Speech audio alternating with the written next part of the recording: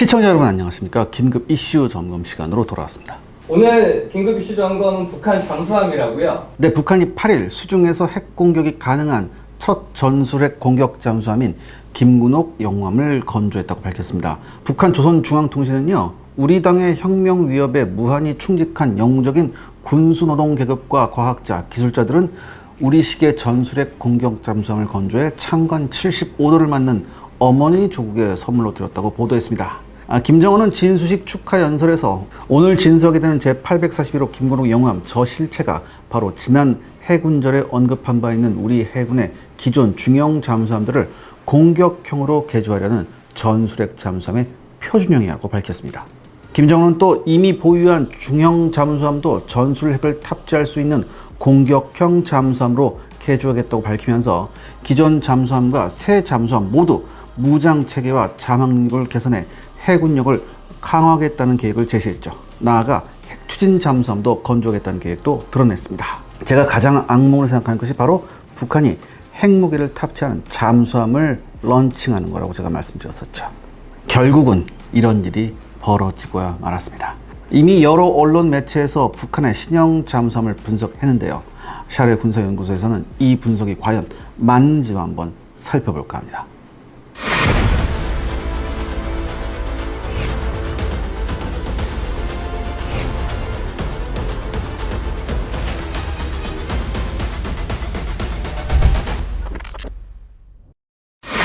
이번 북한 신형 잠수함의 특징은 뭐가 있을까요? 일단 북한 중앙통신에서 공개된 영상만으로 판단할 수밖에 없죠. 그래서 많은 전문가들이 로미오급 잠수함의 개조 형태라고 말씀을 이미 해주셨습니다. 저도 거기에 동의하고요. 로미오급과는 크기나 함교의 형태, 선수 형상, 수평 안전핀의 위치 등이 다르지만 결정적으로 후미 꼬리 부분의 동력 계통이 로미오급과 완전히 일치합니다.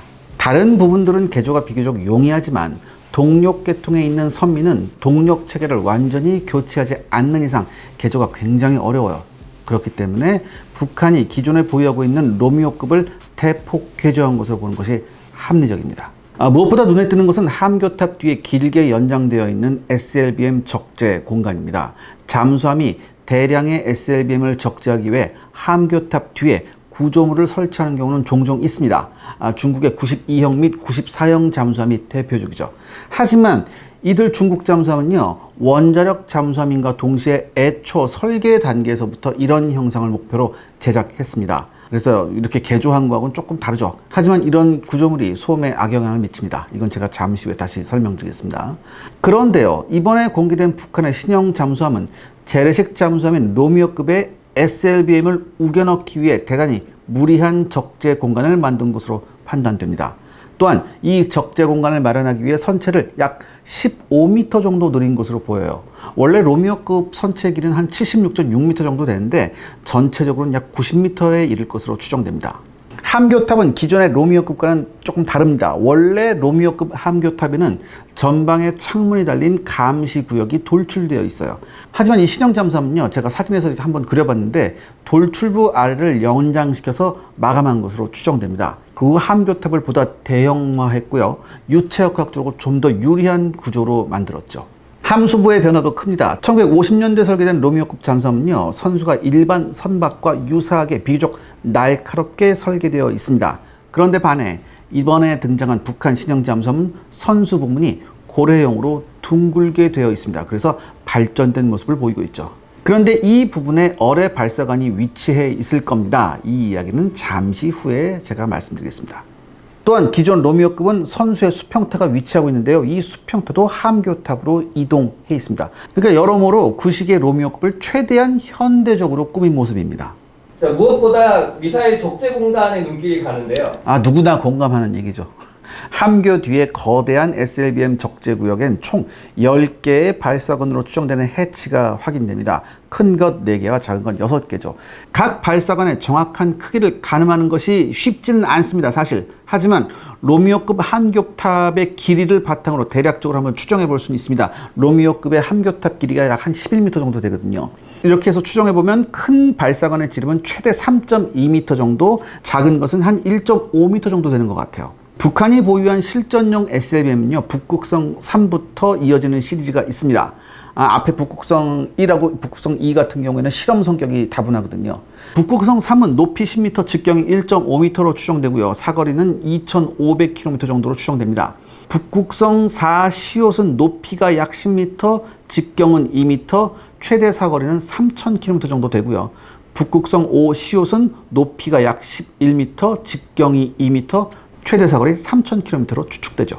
여기에 화성 11 시옷이라는 높이 6.8m, 직경 1m, 사거리 600km의 단거리 잠수함 발사 전술 탄도탄도 있습니다. 이 북극성 계열 SLBM들은 직경을 고려해 봤을 때 큰 발사관에 모두 탑재가 가능합니다. 그리고 화성 11 시옷 역시 작은 발사관에 탑재 가능할 것으로 추측해 볼 수 있습니다. 물론 발사관 안쪽은요, 사진에서 보시는 바와 같이 여러 장치가 있어서 실제 미사일의 직경이 좀 작아야 하지만 북극성 계열이 직경 2m 내외, 화성 11 시옷이 1m로 추정치를 대입해 봤을 때 이 적재에 큰 무리는 없어 보입니다. 즉 북한의 신형 잠수함은 최대 10발의 SLBM을 탑재할 수 있는 능력이 있다고 봐야 하죠. 지금 언론에서는 북한의 신형 잠수함을 어떻게 평가하고 있나요? 네, SLBM의 탑재 능력과 종류에 대해서는요, 저도 그 언론에서 하는 평가를 동의합니다. 제가 방금 말씀드렸던 내용이 언론과 크게 다르지 않아요. 하지만 잠수함의 배수량은 좀 짚고 넘어가야 합니다. 언론에서는 북한 신형 잠수함의 크기를 3,000톤급이라고 언급했습니다. 기존 로미오급보다 15m 정도 길어졌기 때문에 아마도 그런 추측을 한 모양인데요. 이 부분에 대해서 국내 최고의 잠수함 제조업체 관계자에게 질문을 드렸습니다. 이 관계자는 북한의 신형 잠수함이 3,000톤급이라는 추측에 대해 강한 의구심을 가지고 있었습니다. 그 이유는 바로 새들의 크기와 숫자 때문이었죠. 새들은 보통 안장으로 번역하지만 잠수함에서는 진수식 때 사용하는 지상의 받침대를 말합니다. 업체 관계자는 보통 새들 한 개가 약 1,000톤을 지지할 수 있다고 얘기해 줬는데요. 그런데 이번 진수식을 보면요, 북한의 신형 잠수함을 바치는 새들이 단 2개인 것을 볼 수 있습니다. 물론 잠수함 안에 승무원 전원이 탑승한 것도 아니고 무장이 탑재되어 있지 않기 때문에 굳이 새들을 과하게 설치할 필요는 없지만, 그럼에도 불구하고 이게 육상에 전시하는 게 아니거든요. 이게 진수식이란 말이에요. 진수식에서 단 2개의 새들을 설치하는 것은 굉장히 의아하다고 했습니다. 보통 진수식에서도 수중 배수량을 기준으로 새들을 준비한다고 하네요. 그러니까 여러분 이 사진 한번 보시죠. 우리 도산 안창호급 잠수함인데 이게 수중 배수량이 3,700톤이거든요. 이 도산 안창호급 잠수함 진수식 때 사진을 보시면 아마 이해가 빠르실 겁니다. 통상 로미오급의 수중 배수량은 1,830톤입니다. 잠수함의 기뢰를 연장하고 대형의 SLBM 적재 공간을 설치했다면 대부분 3,000톤이 훌쩍 넘어갈 것으로 생각하지만 그렇지 않을 수도 있습니다. 북극성 계열의 원형이 되는 러시아 R-27U SLBM의 무게는 14.2톤입니다. 또한 화성 11 시옷의 원형인 이스칸데르의 무게는 3.8톤입니다. 그러니까 여유 있게 한번 계산을 해봐서요. 15톤 곱하기 4 플러스 4톤 곱하기 6 하면 84톤이죠. 자, 더 여유 있게 90톤으로 치고요. SLBM 총 무게와 발사 캐니스터 장치 등등을 합치면 아주 여유 있게 계산해도 300톤 정도입니다.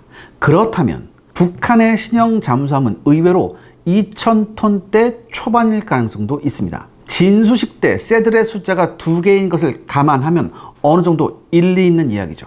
또한 언론에서는요, 북한의 신형 잠수함이 헤일 핵 어뢰를 탑재했을 가능성에도 무게를 두었는데 이건 조금 더 두고 봐야 합니다. 로미오급 잠수함은 선수에 533mm 어뢰 발사관 6문을 갖추고 있는데요. 그런데 헤일 1 핵 어뢰의 직경이 약 800mm, 헤일 2는 약 1200mm로 추정되고 있습니다. 그렇다면 이 헤일을 발사하기 위해서는 대대적인 어뢰 발사관 개조가 필요합니다. 북한 신형 잠수함 함수 부분이 고래형으로 개조되어 있으나 인공기로 감싸져 있어서 정확한 어뢰 발사관 사이즈 추측이 불가능해요. 따라서 이 사안은 좀 더 시간을 갖고 증거 사진을 찾아봐야만 합니다. 시청자 여러분들의 구독과 좋아요는 영상 제작에 정말 큰 도움이 됩니다. 여러분들 부탁드리겠습니다. 구독과 좋아요. 이번 북한의 신형 잠수함 전반적인 성능은 어떨까요? 네, 북한 신형 잠수함의 성능을 가늠해보기 위해 국내 잠수함 함장 출신 전문가와 잠수함 제조업체 관계자의 의견을 종합해봤습니다. 먼저 잠수함의 항행 성능은 굉장히 낮을 것으로 추측합니다. 왜냐? 이유는 아시다시피 비대하기까지 보이는 SLBM 적재 공간 때문이죠. 함교탑 바로 뒤에 위치한 SLBM 적재 공간의 거대한 구조물은 아무리 유선형으로 다듬는다 해도 유체 역학상 큰 악영향을 미칠 수밖에 없습니다. 또한 이 구조물이 잠수함 선체 상부에 위치해 있기 때문에 잠수함의 균형을 잡는 데 전혀 도움이 안 된다고 하네요. 그래서일까요? 통상 로미오급 잠수함의 수평타는 선수에 위치해 있는데 반해 북한 신형 잠수함은 수평타가 함교탑으로 이동해 있죠. 수평타가 함교탑에 있으면 상부 구조물에 의한 밸런스를 잡는 데 다소나마 도움이 된다고 합니다. 또한 이 구조물은 잠수함의 생명인 정숙성에도 역시 악영향을 미칩니다. 함교탑과 적재 공간이 연결되는 곳곳에 물의 흐름을 방해하는 요소들이 너무 많아 필연적으로 소음에 매우 취약할 수밖에 없는 구조라고 하네요. 결정적으로 함수 선미의 형태는 전혀 변화된 것이 없기 때문에 동력 계통의 추진력은 기존 로미오급 잠수함과 동일한 것으로 판단되고 있습니다. 선체가 연장되기는 했지만 그 공간은 SLBM을 적재하기 위한 공간이므로 배터리의 용량도 그대로일 것이라고 보는 것이 합리적이라고 합니다. 종합적으로 봤을 때 구형 로미오급을 개량이 아닌 개조한 것으로 봐야 합니다. 동력 계통의 강화나 배터리의 용량 증가 없이 대형 구조물을 설치함으로써 잠수함의 항행 성능은 기본형 로미오급보다 떨어질 가능성이 크다고 합니다. 업체 관계자는 수상에서조차 13노트 속력을 내기가 힘들 것으로 판단하고 있습니다. 참고로 로미오급은요, 수상에서 15.2노트, 수중에서 13노트의 속력을 낼 수 있습니다. 또한 은밀성이나 함의 밸런스 역시 현대의 최신 잠수함과는 비교가 불가하다고 보고 있습니다. 따라서 일종의 시험함의 성격이 있는 잠수함이 아닌가 판단하고 있죠. 이번 북한의 신형 잠수함을 기자님은 어떻게 보고 계신 건가요?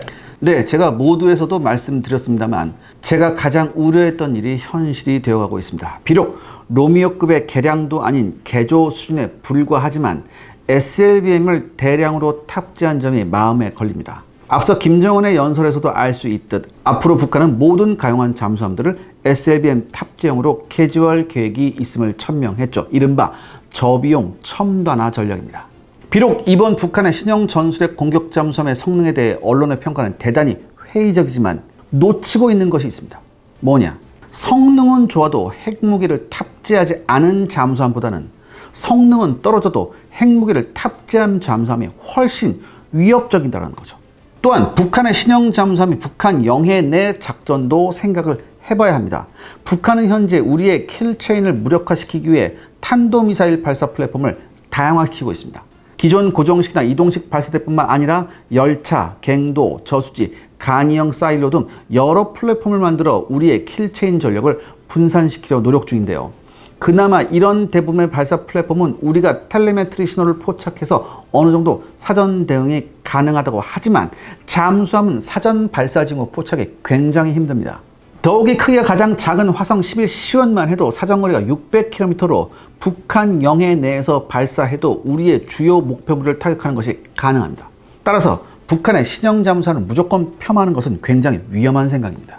다만 이번 북한의 신형 잠수함을 보며 알 수 있는 것은 북한의 잠수함 제작 기술이 아직은 갈 길이 멀다는 것을 알 수 있습니다.